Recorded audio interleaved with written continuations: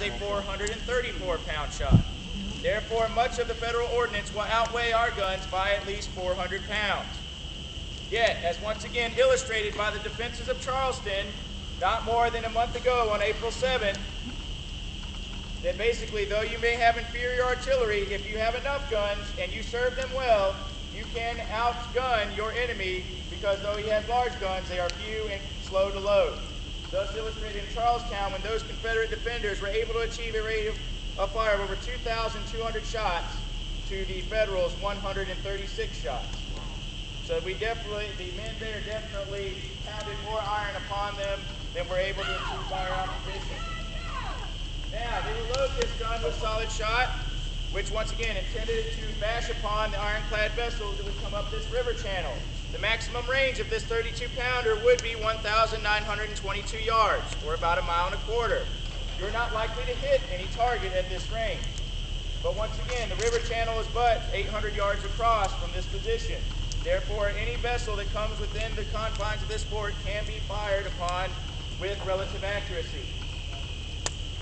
Now, we are going to have over 64 heavy guns in these defenses surrounding Savannah. The largest of these guns will be the 10-inch Columbiad, which will be firing a 126-pound shot. Certainly, the Federals still outgun us by a great deal.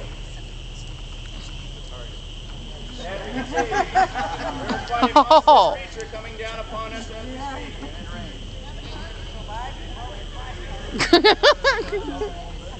Now, once again, as earlier stated, every vessel that passes by Fort Jackson must be properly identified. To ensure that this ship will come to port, we shall fire a warning shot.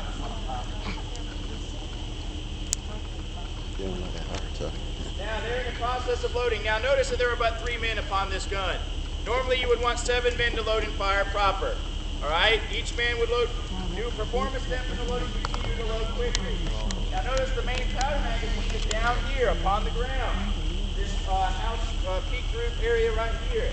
Now, there is an opening in the back side of that magazine, just large enough for the powder monkeys to pass through.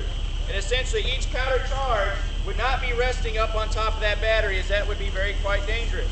So the men would pass the rounds through that small opening into a pulley-type system in which the rounds would be pulled up to the parapet, in which the men would grab quickly to be loaded into the gun.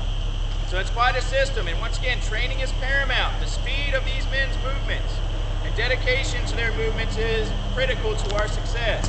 That's why Colonel Edward C. Anderson would have us drilling hours a day to ensure that these men were properly trained and prepared for this chaos, as we once again realize that when the time of battle is upon us, chaos is all about us.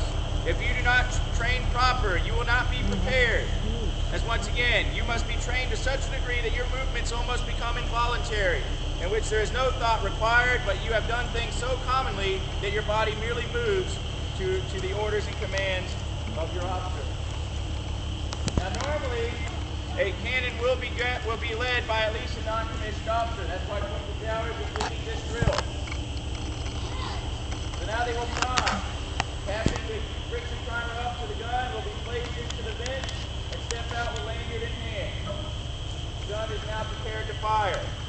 Now, I should say, for those that do have sensitive ears, you want to cover your ears. However, I will not force you. Gunner, ready! Ready? Fire! That was awesome. That was cool.